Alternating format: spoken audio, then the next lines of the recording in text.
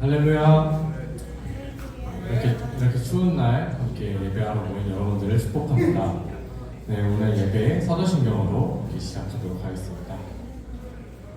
사도신경. 네, 나는 전능하신 아버지 하나님 천지의 창조주를 믿습니다. 나는 그의 유일하신 아들 우리 주 예수 그리스도를 믿습니다. 그는 성령으로 잉태되어 동정녀 마리아에서 나시고 본디오 빌라도에게 고난을 받아 십자가에 못 박혀 죽으시고 장사된 지 사흘 만에 죽은 자 가운데서 다시 살아나셨으며 하늘에 오르시어 전능하신 아버지 하나님 우편에 앉아 계시다가 거기로부터 살아있는 자와 죽은 자를 심판하러 오십니다. 나는 성령을 믿으며 거룩한 공교회와 성도의 교제와 죄를 용서받는 것과 몸의 부활과 영생을 믿습니다. 아멘. 네, 저희 오늘 찬양 그가 오신 이유로 시작하도록 하겠습니다.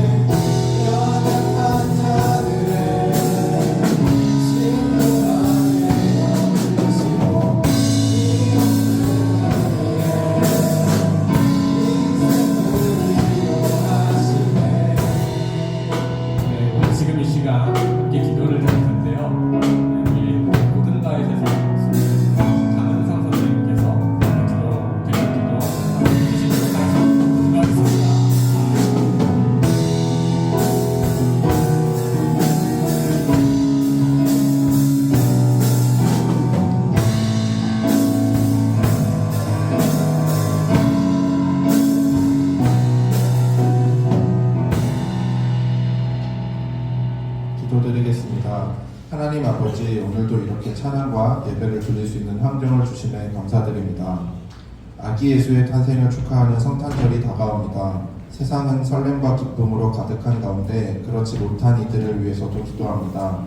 춥고 힘들 우리의 주변 친구, 이웃들을 위해 관심과 사랑으로 함께 기도할 수 있는 우리 중등고등다의 학생들이 될 수 있기를 소망합니다. 이를 통해 아기 예수의 탄생의 의미를 한 번 더 새기는 귀한 영광을 주세요.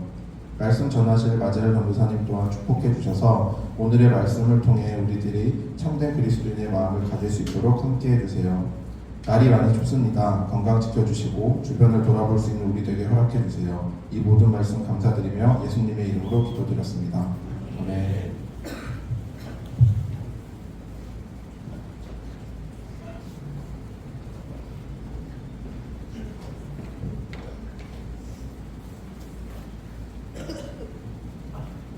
네. 안녕하세요. 그거 해야죠. 참. 우리 인사할 때 우리의 정체성, 다윗 공동체의 정체성과 아이덴티티를 갖기 위해서 전사님이 인사법을 만들었습니다. 자, 따라해보세요. 오른손 이렇게 합니다. 입 위로 이렇게 옆으로. 그리고 고개를 자신이 든 손 방향으로 살짝 꺾어주세요. 안녕. 우리는 앞으로 이렇게 인사하는 거예요. 안녕. 자, 내려보세요. 해보겠습니다. 자, 우리가 만났어. 길거리에서 만났어요. 자, 인사하겠습니다. 안녕.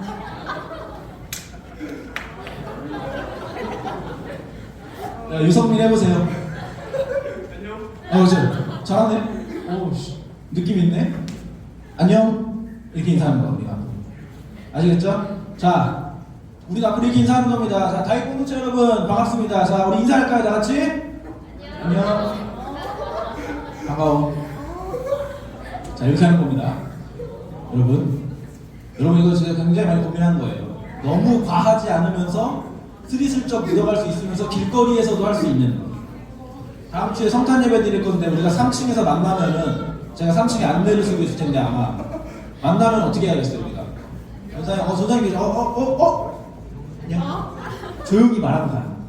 오케이? 알겠죠? 자, 연습하세요. 집에서 거울 보면서 연습하세요. 말씀 보겠습니다. 성탄을 기다리며. 성탄절 일주일 남았어요. 그렇죠? 와우. 마태복음 2장 1절에서 2절 예수님이 어떻게 오셨는지 저희가 좀 살펴보겠습니다. 여러분이 읽어보시죠. 오늘은. 자, 시작.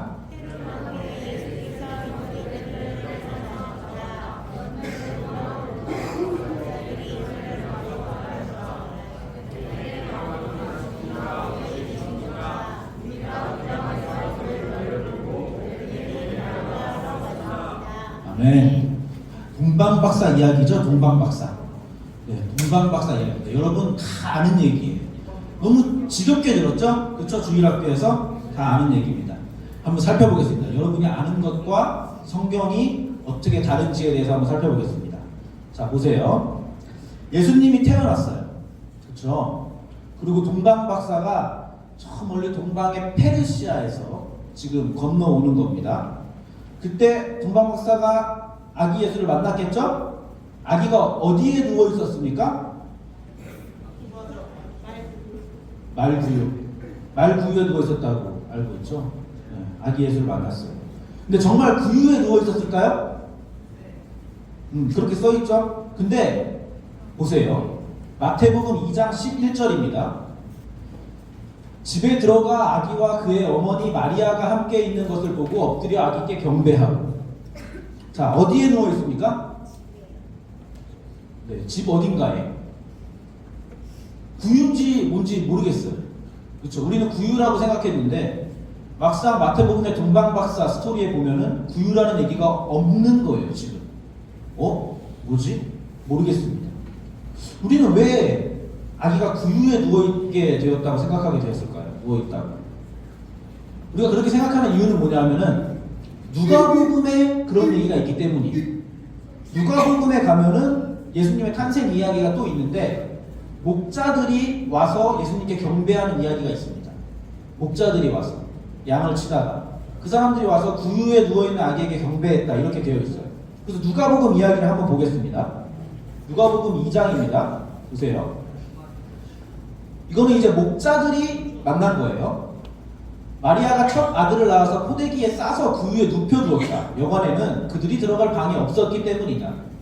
그 지역에서 목자들이 그 지역에서예요. 그 지역에 있는 베들레헴이죠. 베들레헴에서 나셨으니까 베들레헴 지역에 있는 목자들이 밤에 들에서 지내며 그들의 양떼를 지키고 있었다. 그런데 주님의 한 천사가 그들에게 나타나고 주님의 영광이 그들을 두루 비추니 그들은 몹시 두려워하였다. 천사가 그들에게 말하였다. 두려워하지 말아라. 나는 온 백성에게 큰 기쁨이 될 소식을 너희에게 전하여 준다. 오늘 다윗의 동네에서 너희에게 구주가 나셨으니 그는 곧 그리스도 주님이시다. 너희는 한 갓난아기가 포대기에 쌓여 구유에 누워 있는 것을 볼 터인데 이것이 너희에게 주는 표징이다. 이렇게 되어 있어요. 자, 이번에는 예수님이 분명히 어디에 누워 있습니까? 구유에 누워 있죠. 목자들이 본 예수님은 구유에 누워 있는 아기 예수님이에요. 예수님은 베들레헴에서 났으니까 그 근처에 있던 목자들에게 천사가 나타나서 알려준 거예요. 그렇습니다. 자, 포대기에 싸서 갓난아기 태어난 그 예수님이 구유에 누워 있습니다. 그런 거죠. 그래서 16절에는 보면은 그 목자들이 급히 달려가서 그걸 확인했다는 거예요. 근처에 있다가 급히 달려가서 갓난아기 태어난 그 신생아를 보러 급히 달려간 것이죠. 자, 여기 누가복음 이야기에는 동방박사가 나옵니까? 안 나옵니까? 안 나옵니다. 동방박사가 안 나와요. 헤롯 왕에 대한 이야기도 없습니다. 동방박사가 가지고 갔던 세 가지 선물이 뭐예요? 이거를 맞출 수 있는 사람이 과연 있을까? 동방박사가 가지고 갔던 세 가지 선물. 예? 뭐라고요? 향유 맞아요. 향유. 황금과 유황과 몰약 이렇게 되어 있습니다. 네. 그렇게 세 가지예요. 네, 넘어갑시다. 자, 동방박사 이야기와 지금 목자 이야기 두 개가 나오고 있습니다. 예수님의 성탄 이야기에 있어서 이걸 제가 한번 정리해 보겠습니다. 보세요. 자, 우리가 지금 동방박사라고 우리가 알고 있는데 사실 동방박사는 동방에서 온 박사 그냥 이렇게 편하게 얘기하는 건데 이들은 마구이라고 하는 사람들이에요. 마구이. 그때 그 당시 말로 마구이가 뭐냐면은 페르시아 왕궁의 천체 관측자들입니다. 천체 관측자들. 이게 우리말로 하면 천체 관측자인데 그 당시에 천체 관측자들은 천체를 왜 관측했냐 그러면은 점을 치기 위해서 관측을 한 거예요. 별의 움직임을 보고 이제 미래나 어떤 그런 왕궁의 왕에게 어떤 조언이나 이런 것들을 알기 위해서 점치는 사람들이었어요. 이 사람들은 왕궁에서 굉장히 고위직입니다. 왜냐하면 왕궁의 지금 미래를 맡고 있는 사람들이니까 그 사람들은 굉장히 고위직이에요. 그 사람들이 지금 오는 거예요. 헤롯, 그러니까 왕 앞에, 헤롯 왕 앞에 그냥 다이렉트로 갈 수 있는 겁니다. 그 정도로 높은 사람들인 거죠. 자, 그런데 이 사람들이 지금 왔어요. 어느 날 페르시아에 있었는데 페르시아의 밤하늘에 엄청나게 큰 별, 이것은 뭔가 천체를 관측하는 이 마구이 천체 관측자들이 보기에 이것은 할 만한 그런 별이 지금 뜬 거예요. 페르시아 밤하늘에. 이게 왜 떴어요 지금? 베들레헴에서 예수님이 태어났으니까 별이 뜬 것이죠. 별이 떴어요. 그러니까 페르시아나 동방박사들이 그 별을 봤습니다. 그리고 동방박사들은 그 별을 보고서는 그 별의 의미를 대강 알았어요. 아, 메시아가 태어났구나. 왕이 태어났구나. 어느 지역에. 이것은 중요한 별이다. 그것을 확인해야겠다. 그래서 예루살렘으로 달려갔습니다. 자, 그러면은 이 페르시아에서 예루살렘까지 오는데 얼마나 걸렸을까요? 때려 맞춰보세요. 유성민 얼마나 걸렸을까요? 신학생이니까. 예? 7개월? 7일? 7일? 자, 최소 6개월. 최소 6개월. 7개월. 7일이면은 부산까지도 못 걸어가요. 7개월, 그러니까 7개월, 최소 7개월, 길게는 2년까지도 보는 사람이 있어요. 여기는 지금 3명이지만은 3명이서 이런 여행 하면은 죽습니다. 그 당시에는 강도 만나면 다 죽는 거예요. 황금과 유황을 몰약을 들고서는 3명이서 여행을 간다? 그냥 죽겠다는 거예요. 엄청나게 많은 무리가 있었을 거예요. 그때 좀 더 큰 무리. 그 사람들이 여행을 시작하는 거예요. 페르시아에서 이스라엘까지 최소 6개월에서 길게는 2년까지 봅니다. 그렇게 여행에 가는 거예요. 동방의 박사들이 걸어왔습니다. 낙타 타고 온 거 아니에요? 왜 걸어왔을까요? 다 낙타를 타진 않았겠죠. 큰 무리가 왔으니까. 그러면은 발의 속도를 맞춰줘야겠죠. 그렇게 오래 걸렸다는 얘기입니다. 그러니까 짐 심고 수레 끌고 열심히 바리바리 싸가지고 지금 가야 하는 엄청나게 긴 행군이었습니다. 그렇게 한 2년 정도 걸렸어요. 자, 그러면 예수님을 생각해 봅시다. 예수님이 태어나서 구유에 누워 있었는데 페르시아 애들이 그때 예수님이 태어난 별을 보고서는 지금 예루살렘으로 6개월에서 2년 정도 걸려가지고 여행을 왔어요. 그럼 예수님은 그동안 계속 구유에 누워 있어야 됩니까? 그렇지 않겠죠? 예수님은 구유에 계속 누워 있을 수 없어요. 예수님도 먹고 싸고 자랐을 겁니다. 그렇죠? 그러면은 빈방에 그때까지 계속 마구간에 있어야 되는 거 아니에요? 빈방이 없어가지고 계속 마구간에 있어야 되는 것이 아니겠죠? 자, 그래서 그런 시간 동안이 흘렀다는 거예요. 우리는 그 사이 간격을 성경에서 볼 수 있는 거예요. 자, 오긴 오는데, 그래서 페르시아 사람들이 예루살렘까지 왔어요. 왔는데, 이스라엘에 왔는데 이게 어디 있는지를 모르는 거야. 별을 보고서는 그걸 다 찾아서 왔는데, 그래서 어디? 한국에 왔는데, 한국 어디? 서울에 왔는데, 서울 어디? 찾아갈 수가 없잖아요. 그래서 헤롯한테 찾아가는 겁니다. 혹시 여기 왕이 났다는 걸 내가 별을 통해서 봤는데, 이거 어디서 왕이 났습니까? 그랬더니 헤롯이 왕이 났어? 뭐야? 큰일 났네? 내가 왕인데 왕이 또 났다고? 야, 이스라엘의 메시아 왕이 나면 보통 어디서 난다고 되어 있냐? 물어보죠. 그랬더니 옆에 있던 사람이 베들레헴에서 난다고 되어 있습니다. 이렇게 되는 거죠. 그래서 베들레헴으로 내려갑니다.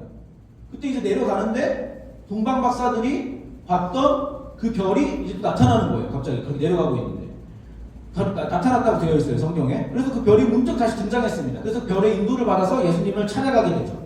그렇게 해서 박사들이 예수님을 만나게 되었다라고 지금 성경이 얘기하고 있어요. 자, 그때 예수님은 마구간에 있었을까요? 마구간에 없었을까요? 마구간에 없었겠죠. 구유가 아니었겠죠. 어느 집 구석에서 어느 집 어딘가에서 이유식을 먹고 있었겠죠. 그렇죠? 자랐으니까. 동방 박사들은 그 집에 찾아가서 이제 아기 예수 앞에 이제 선물을 드리고 경배하면서 깐난 아기가 아니라 이제 막 걷기 시작할 무렵에 예수님을 만난 거예요. 그래서 원어를 봐도 영어로 보면은 영차일드라고 되어 있습니다. 베이비가 아니라. 영차일드는 이제 그 헬라어로 보면은 파이디온이에요. 파이디온. 여러분 파이디온 알죠? 파이디온은 그 동요 만드는 그 CCM 어린이 CCM 만드는 것이 아니라 파이디온은 그런 뜻인 거예요. 어린 아이.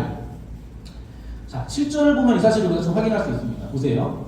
그때 헤롯은 그 박사들을 가만히 불러서 별이 나타난 때를 캐어 묻고 그들을 베들레헴으로 보내면서 말하였다. 가서 그 아기를 샅샅이 찾아보시오. 찾거든 나에게 알려주시오. 나도 그에게 가서 경배할 생각이에요.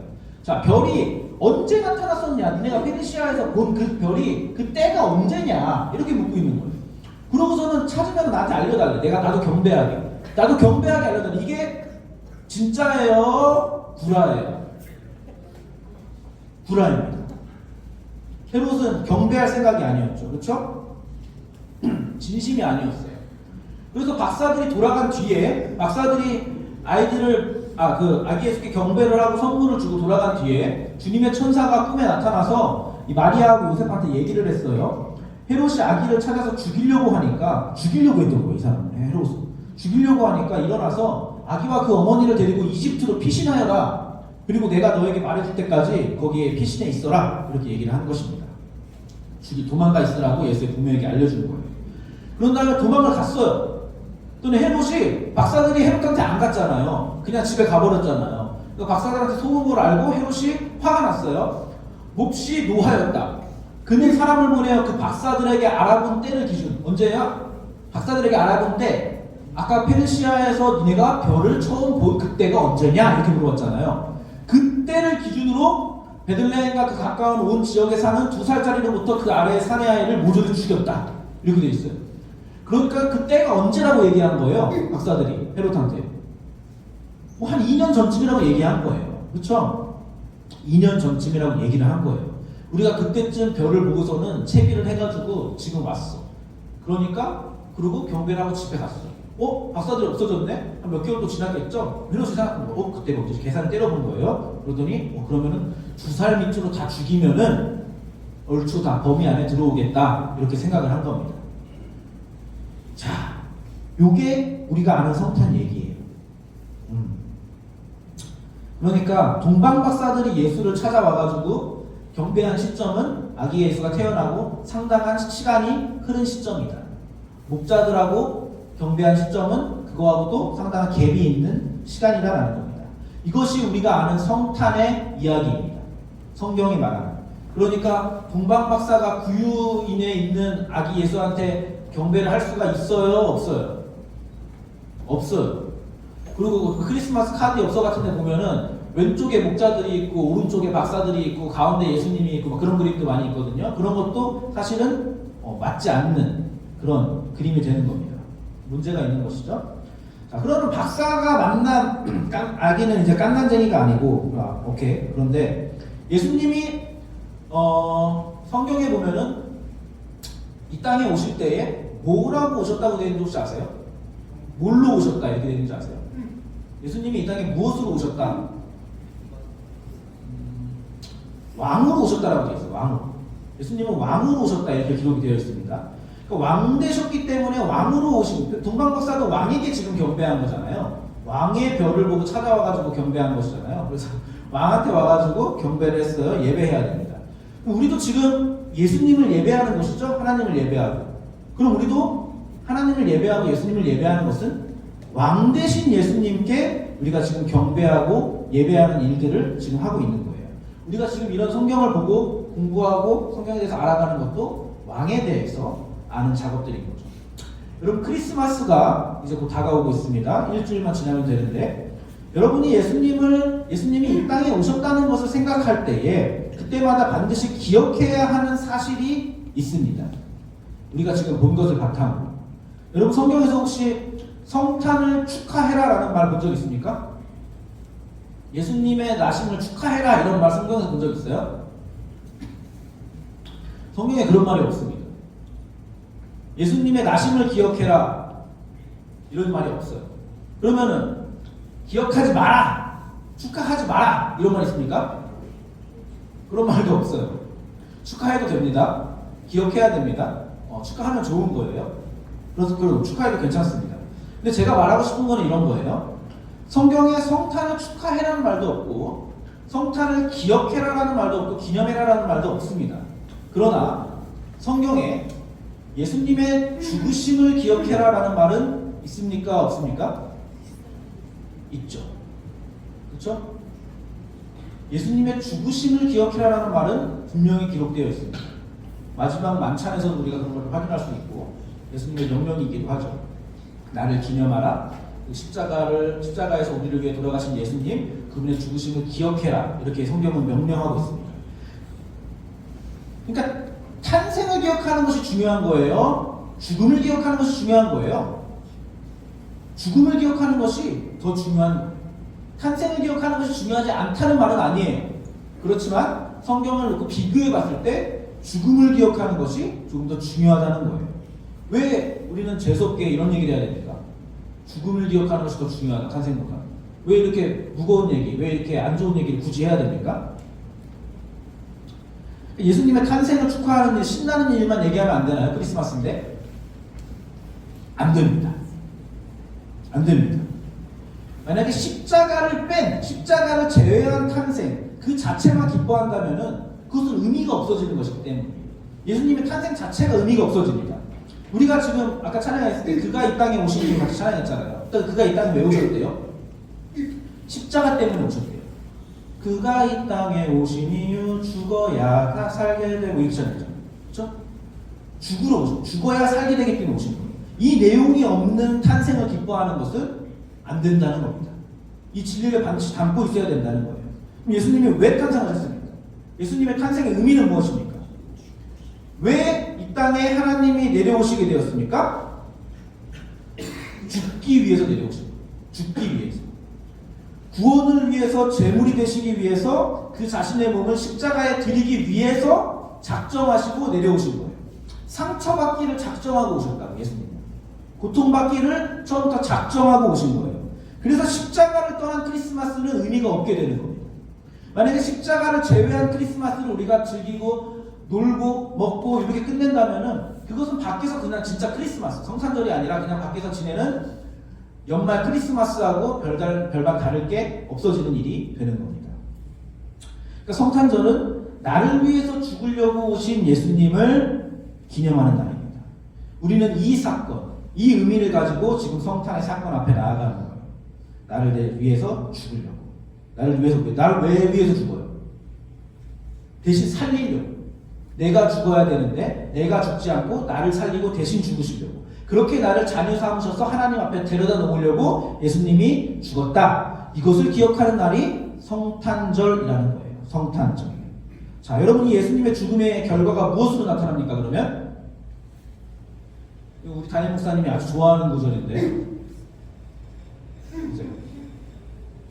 예수님께서 나와 말씀하여 이르시되 하늘과 땅의 모든 권세를 내게 주셨으니 그러므로 너희는 가서 모든 민족을 제자로 삼아 아버지와 아들과 성령의 이름으로 세례를 베풀고 내가 너희에게 분부한 모든 것을 가르쳐 지키게 하라. 볼지어다 내가 세상 끝날까지 너희와 함께 있으리라 하시니라. 이렇게 말씀하셨어요. 지금 예수님이 죽었다가 부활해가지고 지금 제자들에게 하시는 말씀입니다. 죽었다가 부활해서 하시는 말씀인데, 예수님은 지금 십자가 사건을 겪고 나서 십자가 사건을 겪었는데 지금 무슨 권세를 얻었다고 합니까? 지금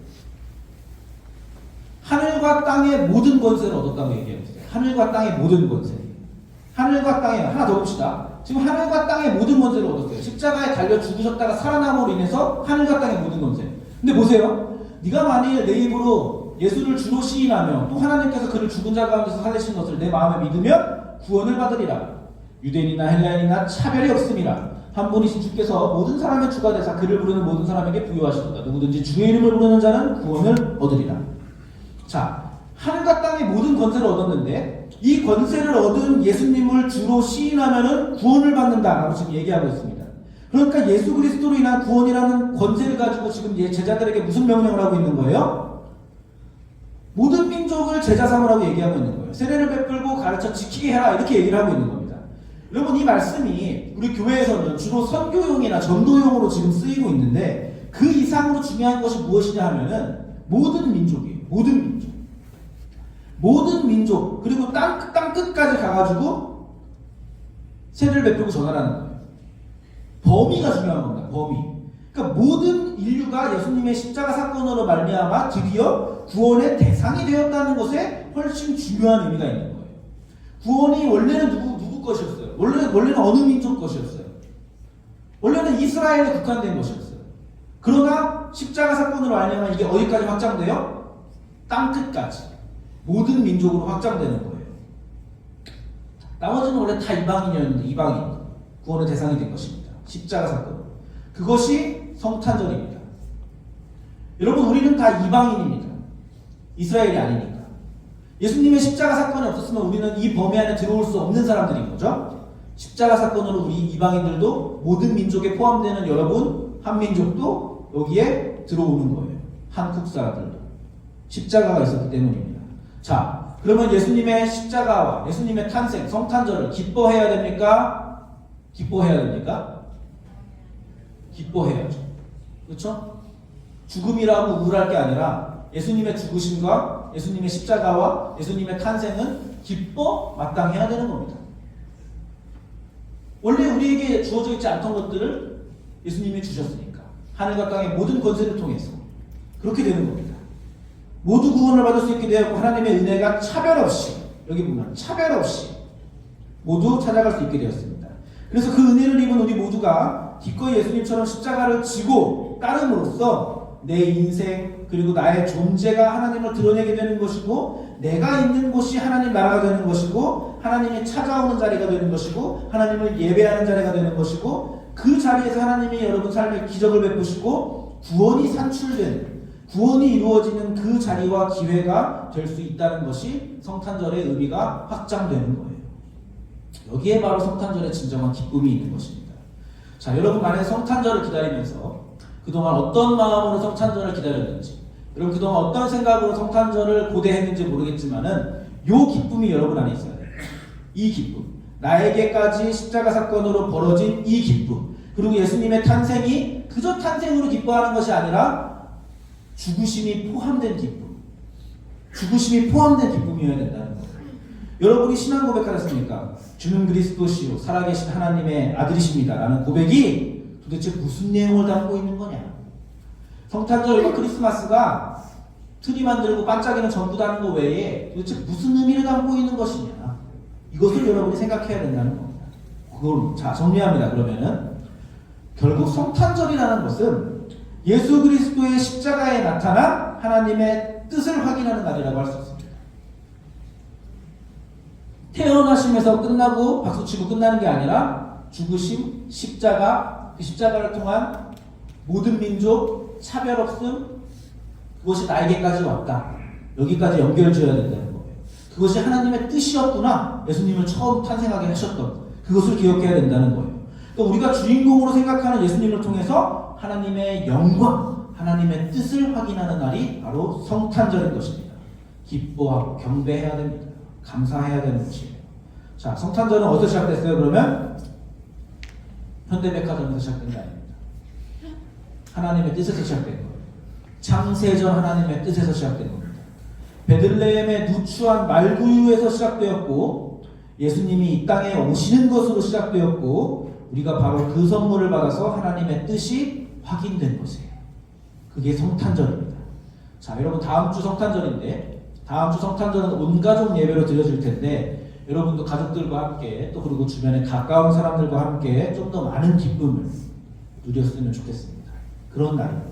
그 기쁨의 내용이 뭔지 오늘 확인했습니다. 그러니까 만약에 여러분 안에 성탄절에 대한 이런 기쁨이 없다면은 하나님께 기쁨을 달라고 기도하시기 바랍니다.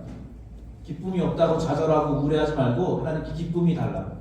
내가 오늘 성탄절의 기쁨이 뭔지 내용을 확인했다. 그게 나한테 어떤 의미가 있는지 확인하고 기쁨을 달라고 기도하세요. 하나님 기쁨을 주실 것입니다. 우리가 주님의 나심의 뜻을 보여달라. 하나님이 왜 이렇게까지 하셨는지 그 과정과 그 안에 들어있는 하나님의 열심을 보여달라고 기도하시기 바랍니다. 여러분이 학업 때문에, 시험 성적 때문에, 인간관계 때문에 여러 가지 문제들, 돈이 없어서, 몸이 아파서 또 무슨 그런 이유 때문에 여러분 힘든 일 많고 고달픈 조건이 여러분 안에 여러 가지가 있겠지만 그렇다고 이 성탄의 기쁨이 그것 때문에 감춰져서는 안 되겠죠. 이거는 무엇보다 큰 기쁨이고 그 어려움들을 다 아득히 넘어서는 그러한 기쁨이기 때문에 여러분은 이것을 누릴 줄 알아야 됩니다. 아무쪼록 우리 마음속에 주님이 찾아오신 것에 대한 감사와 기쁨을 누리는 성탄절 크리스마스가 되기를 바라며 올해는 이 깊은 성탄의 의미를 잘 묵상하면서 뜻깊게 맞이하는 다음 주 크리스마스가 되기를 바랍니다. 아시겠죠? 함께 찬양하겠습니다.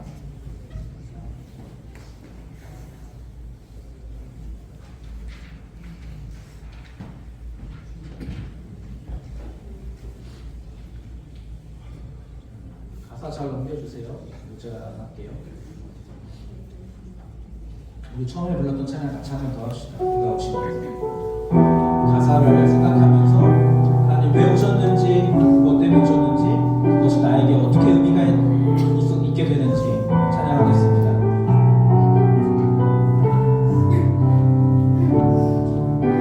이 세상 가장 아름다운 이 세상 가장 아름다운 순종의 눈물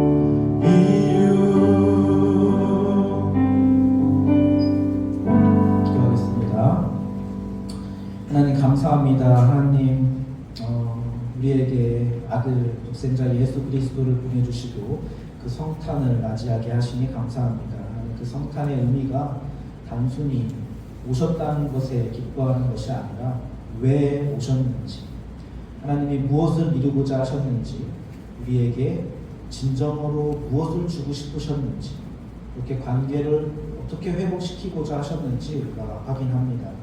하나님, 그 놀라운 신비와 그 놀라운 뜻과 계획에 엎드립니다. 하나님, 더욱더 찬양하게 하여 주시고, 우리가 이 크리스마스의 계절을 맞이하여 걸어갈 때에 그 계절 속에 담긴 하나님의 사랑을, 하나님의 깊이를 우리가 묵상하면서 깨닫고 마음 깊이 새겨서 그 무한한 감사와 감격으로 우리가 성탄절을 맞이할 수 있도록 하나님 도와주옵소서. 하나님, 우리가 그렇게 하나님을 찬양하고 하나님의 나심을 기뻐하고 하나님 뜻대로 살겠다고 하나님의 오신 그 이유를 찾아서 더욱더 깊이 찾아서 그렇게 조금씩 삶을 바꿔 나가겠다고 결단하며 작은 예물을 하나님께 올려드립니다. 하나님, 이 예물 받아주시고 이 성탄절 예배 그리고 이 마지막 연말 하나님을 더욱더 생각하고 찬양하는 우리가 될 수 있도록 도와주옵소서. 예수님의 이름으로 기도드립니다. 주기도문으로 예배를 마치겠습니다. 시작. 하늘에 계신 우리 아버지, 아버지의 이름을 거룩하게 하시며 아버지의 나라가 오게 하시며 아버지의 뜻이 하늘에서와 같이 땅에서도 이루어지게 하소서. 오늘 우리에게 일용할 양식을 주시고 우리가 우리에게 잘못한 사람을 용서하여 준 것 같이 우리 죄를 용서하여 주시고 우리를 시험에 빠지지 않게 하시고 악에서 구하소서. 나라와 권능과 영광이 영원히 아버지의 것입니다. 아멘. 예배를